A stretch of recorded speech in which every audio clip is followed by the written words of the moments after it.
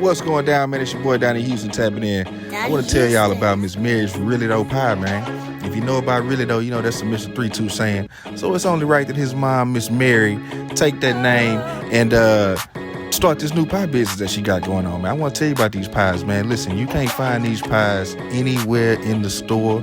This is a one-of-a-kind recipe. This goes all the way back to the family in Louisiana. The dough, listen, you've never had anything this amazing.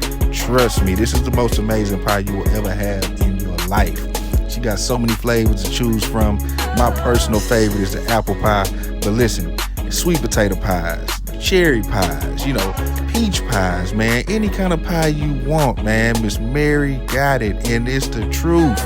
Really though. So listen, man. Call that number on the screen right now and get you a Miss Mary's Really Though Pie. Tell her Donnie Houston sent you. Hey, man, it's going down. These pies are amazing. Really though. Subscribe to the Donnie Houston podcast, man. Donnie Houston. Yeah, man, it's going down. This Donnie Houston podcast. I am Donnie Houston. Check it out, man. It's a special episode, you know what I'm saying? Y'all can see we outside, man. We out here kicking it, you know what I mean? And it's a special one, man. You know what I'm saying? Today's guest, man, been around the age, putting it down, doing his thing, man. Representing the only way, you know what I'm saying, that he know how to do it. Coming from one of the livest crews to come out of the city of Houston, man. Representing ABN, man. Lil Boss, what's going down, baby? Man, same old thing. Hanging in there like swimwear. What it do, though? Man, chilling. How you feeling, man? Blessed and highly favorite, you know what I mean? You gonna make it do what it do. Yeah. But man, man, what's new, bro? We had to come pull up on you. You know what I'm saying? Yeah, you know it in the situation. Yeah. I had to, we had to bring the cars out. Yeah. Let them see what it do, some flakes, some chrome, some gold. Say, man, we finna do it in the real way. For sure. Finna come with some new music. You know what I'm saying? When the situation get fixed, I'm gonna have a gang of new shit lined up. Yeah. I've been already working, but I put everything on hold. You know. Mm-hmm. Man, we out here. We got the low riders out here, man.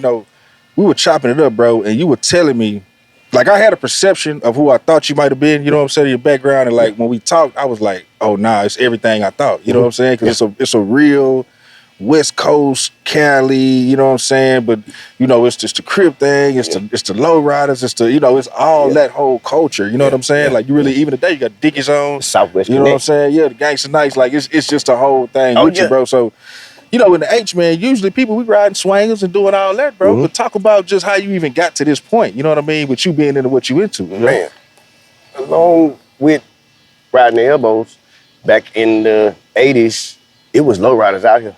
My uncles had lowriders.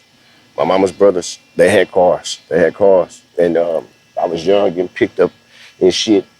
Man, when I was coming up, though, as I was old enough to get my own shit, you had to go watch an Ice Cube video to see what I was waking up to, because I lived in a house that was a hydraulic shop. Ray Cisneros, this whole Cisneros family. I went to school from the shop as a youngster. And either you was going to go to school or you was going to go to work. You was gonna go to school or you was gonna work in the garage. We had everything, every kind of car you can name. Monte Carlos, 71s, 6 Deuces, 4s, Traes, 6 7s, all outside. And we lost that house. Homeowners Association came through. We used to pull motors in the garage, and then we would do hydraulics. What side of town were y'all on this side? North side. Willowwood. Yeah, we was in Willowwood doing that. But that was when So at the crib, y'all doing all the fix the car, all the shit. Yeah, the house was a shop. But his mom stayed there, his dad, his wife, his kids, everybody, it's a regular house. But if you come outside, it's a whole different world. Once you come through that garage, though, you know what I'm saying? It was, I went to sleep fucking with this shit, and I woke up fucking with it.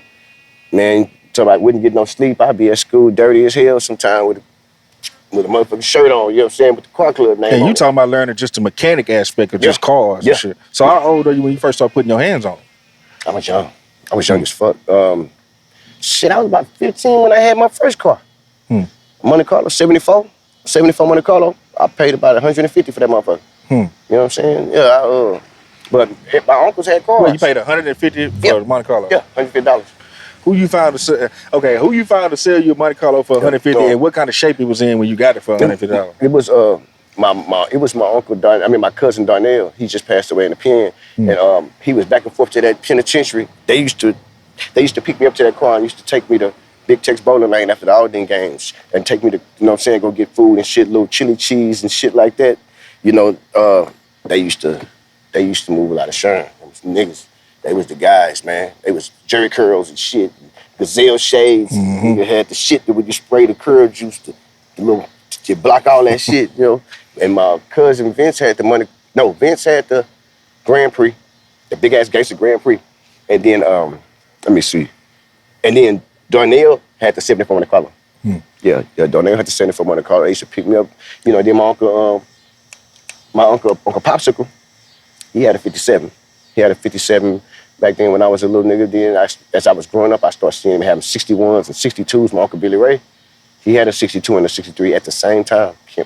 Candy green 63 on Dana's cut front back, and a candy brown 60. No, the 4 was green, the Trae was brown. All gold on gold chromes, cut front and back. Nigga just don't cut just the front or just cut the back. You gotta be, cut front and back. And so you talking about at this age, you say 15 years old? Yeah, but no, that's when I had my own. That's when I had my own car. Yeah. But before then, I was already messing with cars. You know what I'm saying? So when you start messing with them, you talking about 12, 13, somewhere up in there? Yeah, younger than that, man. I was come outside, and if they doing something to one of their cars, oh, you'll get in there. That's my uncles. I'm coming to, how it is. I was the only dude in the house. I was a little boy growing up, and it was all women. So my uncles would snatch, they'll come snatch me up anytime because they thought I was gonna, they thought by us. By being in the house with all them girls, they had to come snatch me up. You know what I'm saying? Yeah, they had to snatch me up. They wasn't gonna let me even get a thought of, no, man. Yeah. So, and I appreciate it because they molded me into something that, I ended up being a mechanic. Yeah. Rapping and working on cars. Yeah. Man, talk about Hoffman Middle School, man. Oh, yeah. Man. Me, Trae, BJ, Shep. Slim went there. I went to Slim's crib after we talked that day and you was telling me about Hoffman. And he said Hoffman. I said, I just talked to Lil Boss. Yeah. And he was telling me about Hoffman. He said, yeah, Lil Boss, me, him, Trae. That's how I know Trae. Like, we all went to middle school together. Like, yeah. Yeah, I didn't even know he went to middle school with me. Yeah. Like, he must have been in lower grade than me. Because when I used to be over there at Gulf Bank, I would see him getting out of Eisenhower. You know what I'm saying? Okay, so who was older between, are you and Trae the same age? No, I'm 45. Trae's like 44. I think him and Trae the same age. Yeah, they mostly used to be with each other like that, like in the same. So you remember seeing them back then? Yeah, no shit. I remember seeing him when they would get out of Eisenhower because he'd have his Dickie jumpers on with the chucks on, with the socks pulled up real high, with his fro blowed out. I remember when he got his first car. Shit, the girl, I think it was the green soon as Stessel got killed. Rest in peace, my nigga Stessel. He had the green dog, drop dog. With the bullhorns on that boy. Yeah, man. We used to go to the Stessel meetings, man. After the homie got killed. And you say Stessel meetings? Yeah.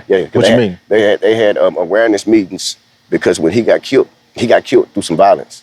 You know what I'm saying? So his parents didn't want nobody else in the hood dying from violence. So they started finding a way to get us to come to their house from the streets, have little snacks, and then talk about day-to-day problems. You know what I'm saying? No shit. Yeah. His mama and them they was stiff, man. It was real cool. They tried to keep us from, with the riffraff, But if it's gonna happen, it's gonna happen. It's gonna be what it's gonna be. Yeah. Subscribe to the Donnie Houston podcast, man.